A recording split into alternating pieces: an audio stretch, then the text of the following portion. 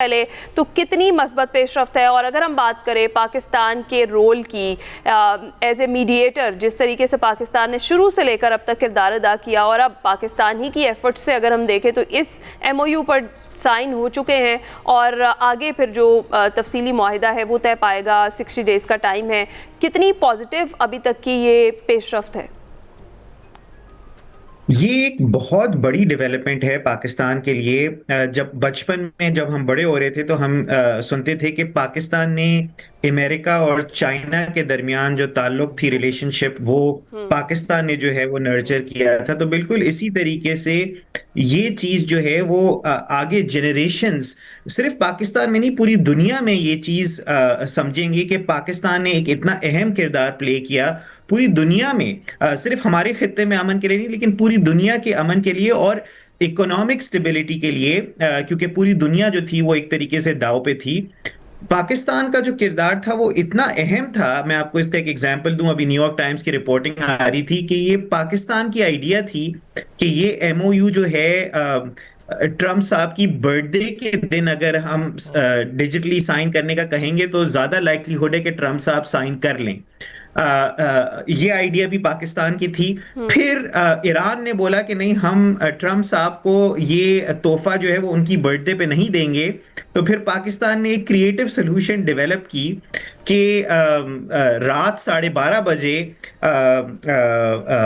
Tehran time ये deal sign होगी ताकि वो अगला दिन हो जाए तेहरान में। लेकिन क्योंकि 7.5 घंटे का टाइम डिफरेंस था तो वो ट्रम्प की बर्थडे, अमेरिका में अभी भी उनकी बर्थडे चल रही थी, तो इस तरीके से ट्रम्प की बर्थडे पे भी साइन हो गया और ईरान ने ट्रम्प की बर्थडे पे साइन नहीं किया। इस हद तक पाकिस्तान ने जो है वो क्रिएटिविटी के साथ जो है ये डील को मनूवर किया है। ऑब्वियसली इसमें कतर, सऊदी अरेबिया, बहुत सारे और स्टेक होल्डर्स भी थे और ऑफ कोर्स जिस स्टेक होल्डर को सबसे ज्यादा गुस्सा है अभी वो इजराइल है, क्योंकि उनको जो भी वो चाहते थे वो हर हर मोड़ पे जो है पाकिस्तान ने उनको बिल्कुल। फ्रस्ट्रेट तो कर बिलाल, दिया यही इस चीज डील जानना के साथ। चाहेंगे कि पॉपुलैरिटी के एतबार से किस तरह से देखा जा रहा है इस डील को और इसराइल को, क्योंकि Israel is losing face quite rapidly. और जो जहां तक डील की बात है तो उसको किस तरह से आम आवाम देख रही है अमेरिका में? बिल्कुल, आई थिंक कि इस डील की वजह से इसराइल की का जो असली चेहरा है वो सामने आ गया है अमेरिकन पब्लिक के सामने, क्योंकि दुनिया में कोई ऐसा मुल्क नहीं है जो इस डील को सपोर्ट नहीं कर रहा सिवाय इजराइल के। और ये खुद एक एक बहुत क्लियर इंडिकेशन है कि कौन जो है वो कहाँ खड़ा है। जहां तक अमेरिकन पब्लिक का ताल्लुक है इजराइल के साथ, तो वो जब गाजा के अंदर इजराइल की जो एक्शंस थे, जब वो सोशल मीडिया और उसके ऊपर पब्लिक होना शुरू हुए, तो तब से अमेरिकन पब्लिक ने जो है वो अपना ओपिनियन चेंज करना शुरू कर दिया था इजराइल के लिए। डेमोक्रेट्स में तो अब बिल्कुल इजराइल जो है वो 80% अनपॉपुलैरिटी पे है। रिपब्लिकन पार्टी के अंदर एक डिवीजन था, जो यंग लोग थे वो अगेंस्ट थे इजराइल के, जो अभी थोड़े से ओल्डर लोग थे वो फिर भी जो है इजराइल को सपोर्ट करते थे, और ट्रम्प हिमसेल्फ जो था वो लीन कर रहा था टुवर्ड्स इजराइल। लेकिन इस जंग के बाद ये पहली बार एक इतनी बड़ी लड़ाई जो है वो रिपब्लिकन पार्टी में और ट्रम्प साहब खुद नेतन्याहू से ले रहे हैं। तो अब इजराइल के पास कोई मनूवर नहीं है, अब कोई बचा नहीं है अमेरिका के अंदर जो उनकी साइड ले सके पब्लिक के साथ खड़े होके। अभी भी उनकी ऑब्वियसली लॉबी और वो चीजें हैं, लेकिन वो अब इतने ताकतवर नहीं रहे जितने वो पहले थे। और तो ये आपको एक्चुअली लगता एक है कि ईरान की चाल थी। अब की जी, जो सिचुएशन है, जिस तरह से सदर ट्रम्प अभी रोल प्ले कर रहे हैं, आगे चलकर इसराइल को वो सपोर्ट और वो बैक वो फराहम नहीं करेंगे इस सारे मामले के अंदर, क्योंकि वो स्ट्रिक्टली इस चीज़ को अभी भी कह चुके हैं क्लियरली, क्योंकि इससे उनकी अपनी क्रेडिबिलिटी मुतासर होगी। जिस तरीके से ये MOU साइन हो रहा है और बात हो रही है, और आगे चल के जो मिड टर्म इलेक्शंस हैं उसके ऊपर इस डील का या इस वॉर का क्या असर पड़ता हुआ देख रहे हैं आप? बिल्कुल, ये एक्चुअली एक ईरान की तरफ से एक मास्टर स्ट्रोक था, क्योंकि उन्होंने लेबनान की शिक डाल के इस मेमोरेंडम ऑफ अंडरस्टैंडिंग में ट्रम्प और नेतन्याहू के दरमियान एक लड़ाई शुरू कर दी, उन दोनों के इंटरेस्ट को डाइवर्ज कर दिया। क्योंकि ट्रम्प का इंटरेस्ट ये है कि वो मिड टर्म इलेक्शन जीतें।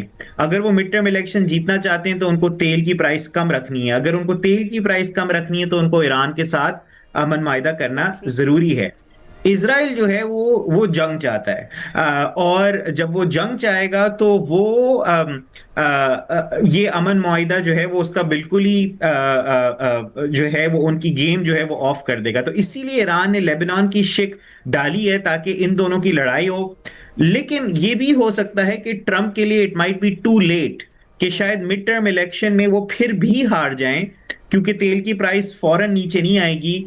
और लोगों ने ये देख लिया है कि जंग का फैसला जो था वो बिल्कुल गलत था, क्योंकि अमेरिका एक तरीके से अपनी एक सुपर पावर का जो स्टेटस था उसके अंदर एक एक डेंट पड़ गया है, क्योंकि वो ईरान जैसे मुल्क ने जो है वो अमेरिका को आंख में आंख दिखा के जो है वो पीछे कर दिया है। फिलहाल हम ये भी देख रहे हैं कि जो पूरी दुनिया में एक असर रसूख था वो उसको बहुत बड़ा डेंट पहुंचाया। हम पहले देख रहे थे कि पेट्रो डॉलर की जो है सूरत वो डेंट सामने आ रहा था, पेट्रो डॉलर के ऊपर बहुत बातचीत हो रही थी। ईरान कह रहा था कि वो यन में करेगा, युआन में करेगा ट्रेड, इस तरह की बातें हो रही थी। वो मईशत के एतबार से था, पर जंग शुरू होने के बाद जो हमें दिखाई दे रही है सूरत हाल, इसमें तो दो ऐसे इत्तेहादी जिनकी एग्जिस्टेंस भी एक दूसरे के साथ जुड़ी थी, और जैसे कि ट्रंप खुद भी कह चुके हैं कि इसराइल की जो उसका वजूद है वो अमेरिका की वजह से ही है।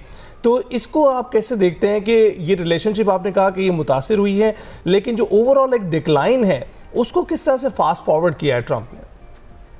बिल्कुल, ये एक बहुत अगर सबसे बड़ी कोई टेक अवे है ईरान में इस जंग के अंदर, तो वो ये है कि अमेरिका रिजीम चेंज करने गया था ईरान के अंदर, बट इन दी एंड लगता है कि इजराइल के अंदर रिजीम चेंज होने वाला है, और बीबी नेतन्याहू जो हैं वो इलेक्शन नहीं जीत पाएंगे, और उनका जो है वो करियर खत्म होने वाला है। और इजराइल को सोचना पड़ेगा कि ये पहली जंग है जो इजराइल हारा है पिछले 40-50 साल में, और ये एक बहुत बड़ी चीज है, क्योंकि इजराइल जो है वो यूज टू नहीं है हारने का। तो अब वो जिस तरीके से रिएक्ट करेंगे, और अमेरिका और इजराइल की जिस तरीके से रिलेशनशिप वर्सन होगी, ये